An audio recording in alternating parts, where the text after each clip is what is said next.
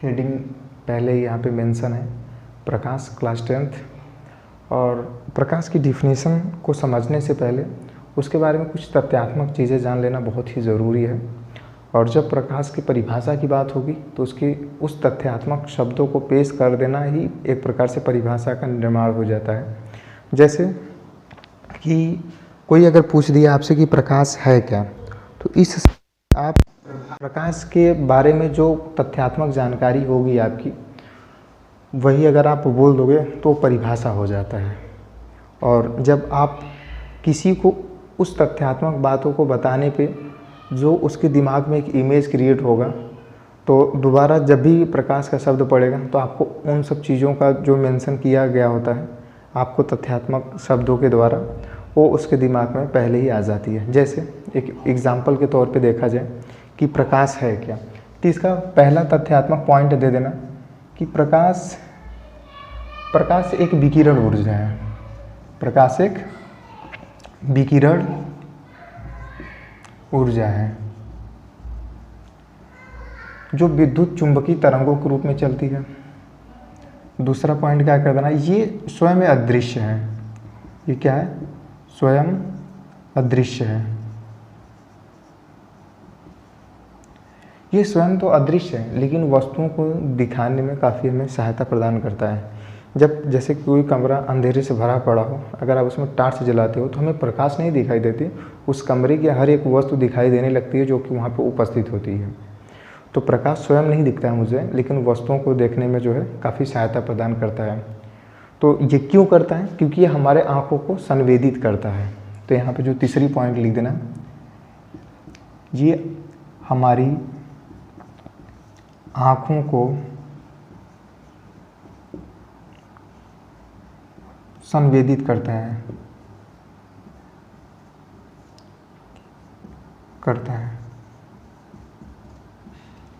ठीक है। चौथे पॉइंट में लिख देना,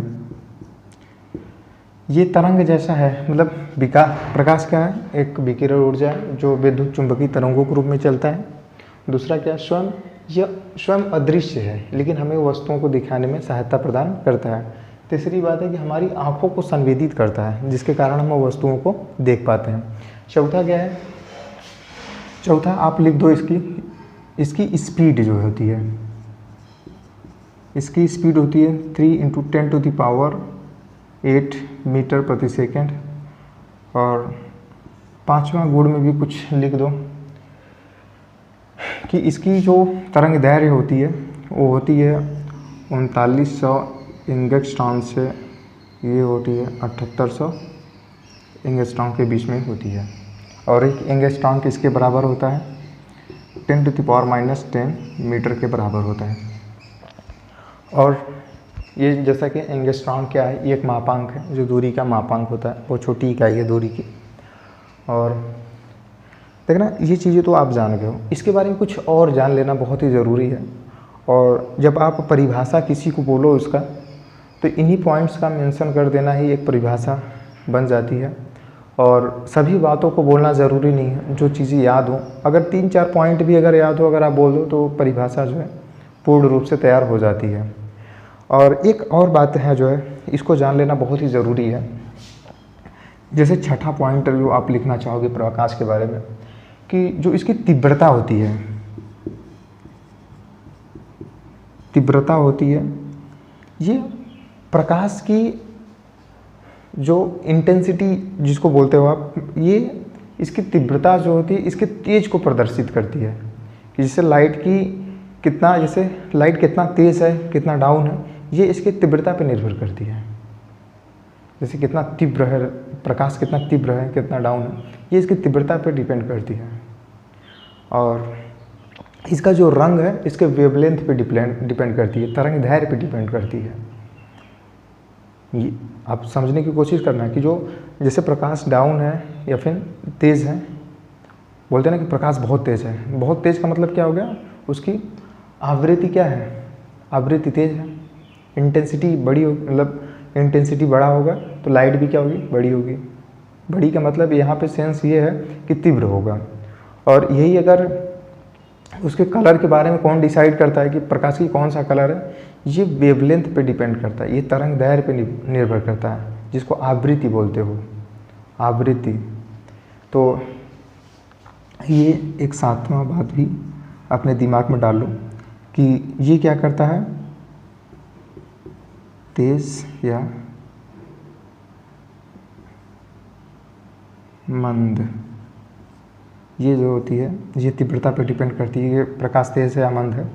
और दूसरी चीज़ जो बोला हूँ मैं कि आवृत्ति, तीव्रता, आवृत्ति, ये क्या करता है, रंग को प्रदर्शित करता है,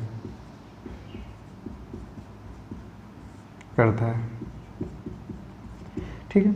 एक 8वां बात भी आप मेंशन कर ही लो कि जो प्रकाश होता है ना, प्रकाश जैसे 2 पॉइंट्स हो, इसको समझने की बात करना कि जैसे एक यहाँ पे एक ऐसे पर्दा ले लो और इसमें एक छिद्र कर दो, और इस छिद्र से जो है यहाँ से जब टार्च जलाओ और इस छिद्र से अगर हो के गुजरे, और यहाँ पे क्या होगा, एक कुछ प्रकाश लाइट दिखेगा।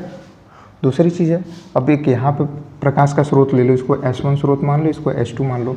तो यहाँ से जब आप लाइट टार्च जलाओगे तो यहाँ पे अगर कोई मतलब कोई ऑब्स्टिकल हो तो यहाँ पे भी क्या होगा, एक प्रकाश पड़ेगा। तो लेकिन जब आप इसको जलाते हो तो यहाँ पे जो पड़ता है और इसको जलाते हो यहाँ पे जो पड़ता है, ये अलग अलग पहले देख लो, फिर उसको साथ में जला के देख लो। आप देखेंगे कि इनके और इनके जो प्रतिबिंब है कोई फर्क नहीं पड़ेगा, इसका जो छवि दिखेगा आपको कोई भी फर्क नहीं पड़ेगा साथ में जलाने पे। मतलब क्या हुआ कि ये एक दूसरे को इंटरसेक्ट नहीं करती हैं, मतलब जब एक दूसरे से ये होकर गुजरती हैं ऐसे क्रॉस में, तो ये कभी भी जो है एक दूसरे को प्रभावित नहीं करती हैं, ठीक है। तो ये प्रकाश के कुछ गुण हो गए, और भी बहुत सारे गुण हैं जो कि यहाँ पे उसका मेंशन करना ज़रूरी नहीं है। जब आप इंटर में जाओगे तो वहाँ पे जो है वो चीज़ें ज़रूरी हो जाती हैं, लेकिन यहाँ पे इतना ही बहुत ही ज़्यादा हो गया।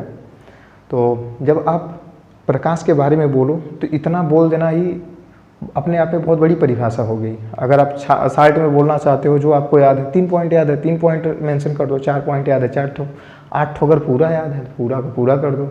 और अच्छी बात है, आपके बौद्धिकता स्तर को मतलब और अच्छे लेवल पे पहचान मिलेगी, और आपकी जो है उसको क्या बोलते हैं कि सामने वाला जो एग्जामिनर है वो समझेगा कि हाँ लड़के को ना ले जाए, तो अच्छा खासा जो है इसके बारे में आपको रिजल्ट देने की कोशिश करेगा। देन अब हम सब आगे चलते हैं। तो प्रकाश की ये डिफिनेशन हो गई। प्रकाश का डिफिनेशन के बाद जो इसकी कहानी आती है परावर्तन की आती है, यहाँ से हम सब मेंशन करते हैं प्रकाश का परावर्तन। प्रकाश का परावर्तन होता क्या है, बेसिकली आप समझने की कोशिश करना कि जब प्रकाश की किरणें किसी पालिशदार व चिकने तल पर गिरती हैं तो उसका अधिकांश भाग जो है परावर्तित होकर एक निश्चित दिशा में चला जाता है। इसी को प्रकाश का परावर्तन कहते हैं। एक बार फिर सुनने की कोशिश करिएगा। प्रकाश का परावर्तन है क्या? प्रकाश जब किसी पालिशदार व चिकने तल पर गिरता है तो कुछ निश्चित नियमों का पालन करता हुआ एक निश्चित दिशा में चला जाता है, जिसको प्रकाश का परावर्तन कहते हैं। और किस निश्चित नियम का पालन करता है? प्रकाश का परावर्तन है। परावर्तन के 2 नियम हैं, इन 2 नियमों का पालन करता हुआ उस दिशा में जाता है। और ये 2 नियम क्या है आप समझने की कोशिश करना। जो पहला नियम है, पहले आप इसको पहले एक दृश्य से समझ लो। जैसे ये कोई पालिशदार चिकना तल हो गया, ठीक है, और इस पर एक प्रकाश की किरणें यहाँ से डाली जाए, जैसे S1 स्रोत हो गया, यहाँ से प्रकाश की किरणें डाली जाए और परावर्तित होकर अगर इस दिशा में चली जाए, तो जो ये परावर्तक तल है ना, ये देखना, ये जो परावर्तक तल है इसके लंबवत एक अभिलंब रेखा जो है, काल्पनिक अभिलंब रेखा मानी जाती है। इसको अभिलंब बोल दो।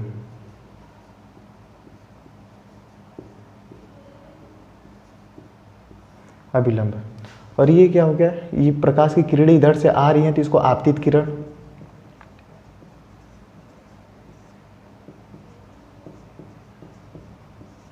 और ये क्या हो रही है, परावर्तित हो रही है तो इसको परावर्तित किरण।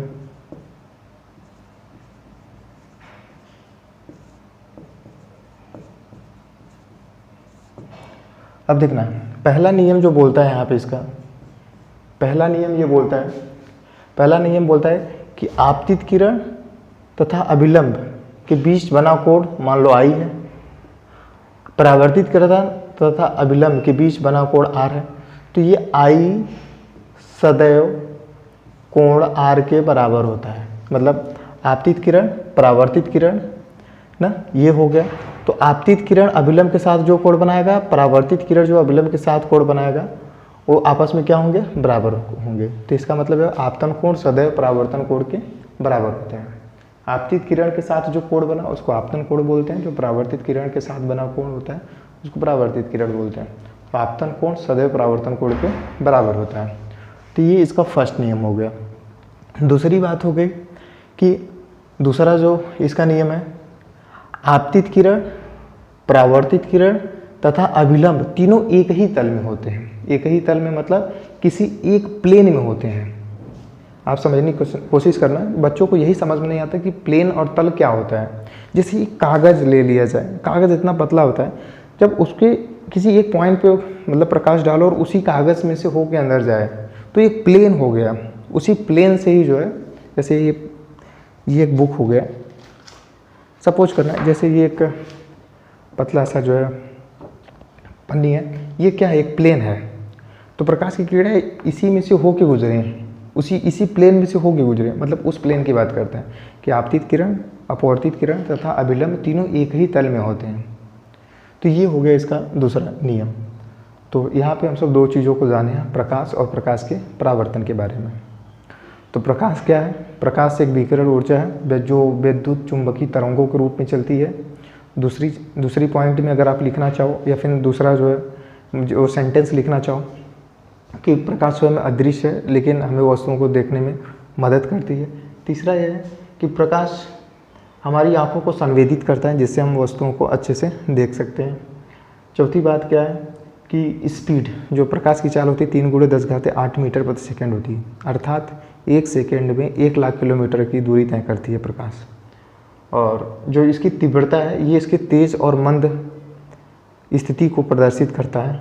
और जो आवृत्ति होती है इसको, जिसको तरंगदैर्घ्य बोलते हैं, ये रंग को प्रदर्शित करता है। और ये कभी एक दूसरे को इंटरसेक्ट करने पे एक दूसरे को कोई प्रभावित नहीं करती।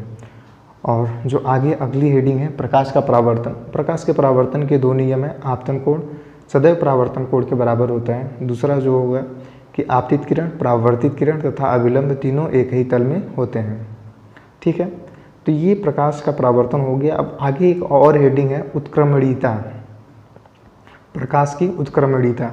इसको मैं ऐसे मुँह ज़बानी बोल रहा हूँ और आप इस चीज़ को समझने की कोशिश करना प्रकाश की उत्क्रमणीयता के बारे में। जैसे ये प्रकाश की किरण इधर से आपतित हो रही है और परावर्तित इधर हो रही है। यही चीज़ें अगर परावर्तित जहाँ से हो रही है, अगर स्रोत यहाँ पे रख दिया जाए तो आपतित मतलब यहाँ पे जो है यहाँ पे रख दिया जाए तो ये क्या हो जाएगा, जो परावर्तित किरण ये आपतित किरण हो जाएगा और आपतित किरण जो है परावर्तित किरण हो जाएगा। मतलब सेम पैटर्न को फॉलो करेगा। बात समझ रहे हैं? इसी को प्रकाश की उत्क्रमणीयता बोलते हैं। मतलब जिस रास्ते से जाना उसी रास्ते से आना, बिना किसी रुकावट के, उसमें बिना किसी चेंजेस के, इसी को जो प्रकाश की उत्क्रमणीयता बोलते हैं।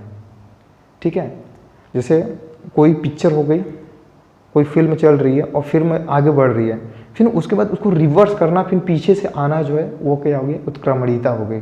जैसे हम जैसे ही पैर बढ़ा रहे हैं फिर वापस जाना होगा तो हम सब अपने मुंह का डायरेक्शन नहीं बदलेंगे, ऐसे ही पीछे फिर भाग जाएंगे।